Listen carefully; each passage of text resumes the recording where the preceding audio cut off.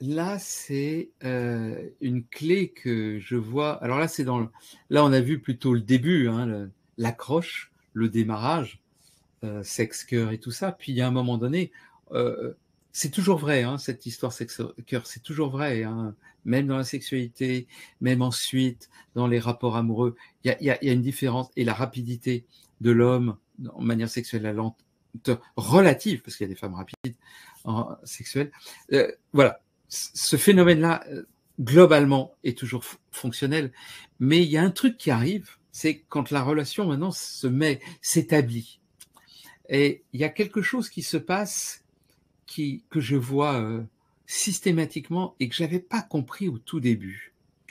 Je commençais à faire des stages de tantra et donc des femmes venaient me voir et me disaient mais qu'est-ce que je fais avec mon homme qui machin machin. Donc elles me demandaient des questions sur leur homme. Et puis chaque fois l'homme il était ci, il était ça, il était pas assez ci, il était trop ça, et plein de trucs. Putain, je me disais pas de chance quand même. Puis une première, une deuxième, puis plein. Je me dis non, pas de chance. Puis je les ai vus, leur homme. Je le trouvais tout à fait normal, le mec. Mais complètement normal, il était normal.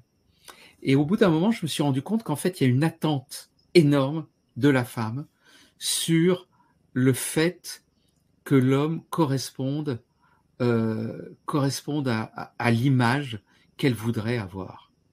Et ça, c'est quelque chose d'extrêmement important que je vois, c'est-à-dire que quand la relation s'établit, et plus particulièrement quand il y a une installation, alors c'est très vrai, quand les deux habitent ensemble, ça c'est un peu un entonnoir, si vous voulez, de l'union, c'est-à-dire au début, on se connaît à distance, puis ensuite on se voit souvent, puis ensuite avec les vacances, les machins, les trucs, puis ensuite on va chez l'un, chez l'autre, puis un jour, on décide, les deux membres du couple décident de se mettre ensemble.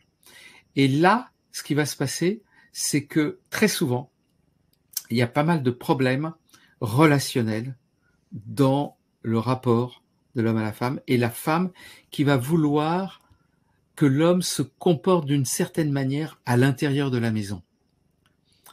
Parce qu'on ne se rend pas compte, mais ça c'est très...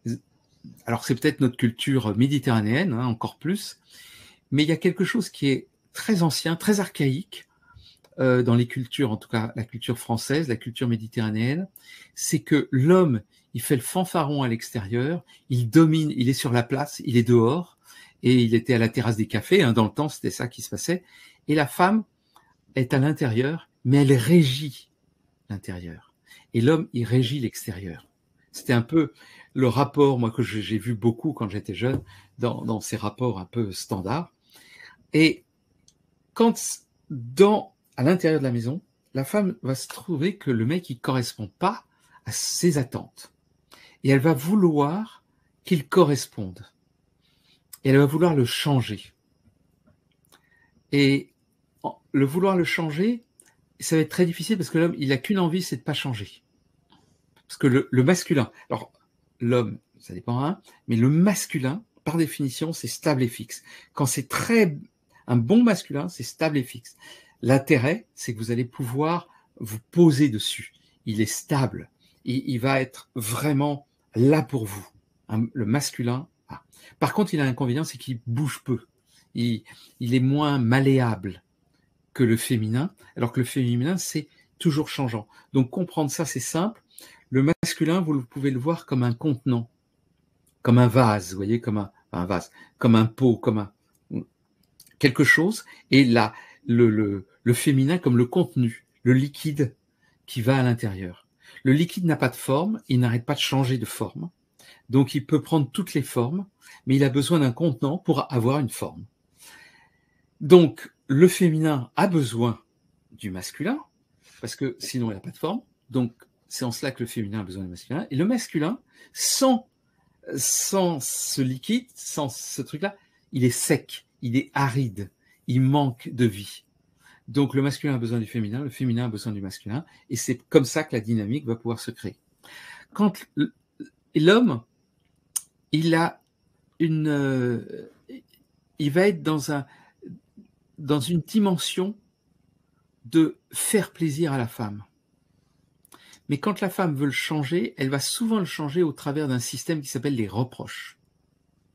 Et là, si j'ai un conseil à donner aux femmes, mais vraiment the one, il y a 2-3 conseils, hein, c'est l'homme est différent de la femme, voilà, cœur sexe, ça c'est des trucs, si vous le voyez après, vous allez le voir partout, c'est des grilles de lecture absolument incroyables. Et l'autre, c'est pas de reproches, jamais plus, non. Dès que vous faites des reproches, vous allez obtenir exactement l'inverse de ce que vous voulez. Pourquoi? C'est simple. Un homme, il veut faire plaisir et il a une certaine idée de lui-même. Un petit peu d'ego masculin qui est bien là. Ben, on est un peu là.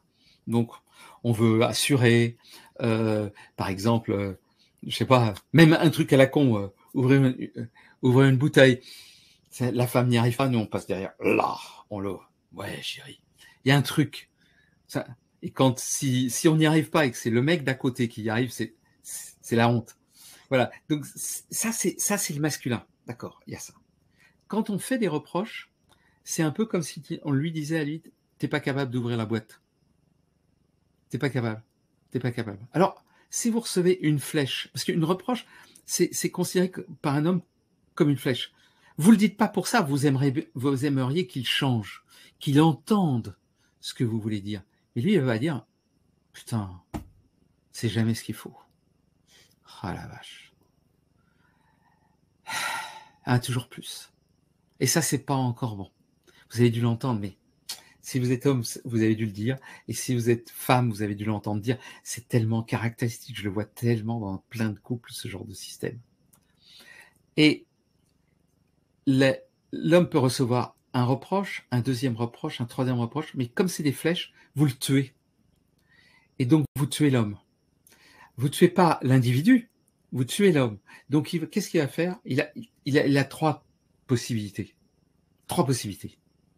Soit, il dit, oui, chérie, je suis d'accord. Oui. Et vous n'avez plus un homme, vous avez un petit garçon. Soit, vous avez un homme qui va dire, bon, bah, puisque c'est comme ça, on va te faire voir.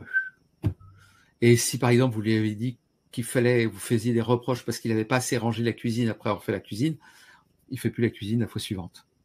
Ou parce que la vaisselle était mal installée, mal placée, il installe plus la vaisselle. Bah, entendez que lui, il va entendre, puis de toute façon, ça fait chier, je le fais pas. Hein. Si c'est pour faire plaisir et se faire entendre ça, c'est pas la peine. Voilà, ça c'est le mode de comportement. Et le troisième, il va crier et vous allez monter en colère. Et aucune des solutions n'est bonne. Parce que vous voulez pas ça. Ce que vous voulez, c'est être entendu dans le fait que vous faites énormément de choses pour lui et que vous voudriez bien qu'il fasse des choses pour vous. Et laissez-lui la possibilité de faire des choses, mais à sa manière. Ce ne sera pas exactement comme vous voulez, mais à ce moment-là, il va pouvoir le faire. Et vous, le guidez par tout ce qui est bien et pas par tout ce qui est mal. C'est-à-dire, au lieu de dire, putain, t'as encore mis les cuillères dans le sens n'importe comment dans la machine à laver la vaisselle. Je dis ça parce que c'est ce qui m'est arrivé hein, dans un couple. Hein. Les verres n'étaient pas bien installés. Il y a encore laissé un verre dans l'évier, tu ne pouvais pas le mettre dans la machine. Lâchez ça. Lâchez, vous faites du mal, vous faites du mal à l'autre. Il va s'en aller, voilà. Alors que si le jour, vous dites « Ah, mon amour, t'as mis toutes les affaires à vaisselle. Oh, c'est tellement bon pour moi. » Tu ne peux pas savoir comme ça m'aide, comme c'est bon. Et vous allez voir le mec, chérie, j'aime tellement faire ça pour toi. Et la fois suivante, il va le faire. Donc, vraiment, ce truc-là, c'est no way avec les reproches. C'est arrêtez ça. Vous allez avoir que des histoires parce que vous n'allez pas pouvoir, vous n'obtiendrez pas ce que vous voulez. Voilà, c'est. Et si vous mettez un homme pas bien et que en permanence il est pas bien, à un moment donné, il ira voir ailleurs. Et c'est très simple, il pourra pas faire autrement. Ce sera insupportable pour lui. Il va se retrouver dans sa virilité, dans sa puissance, avec quelqu'un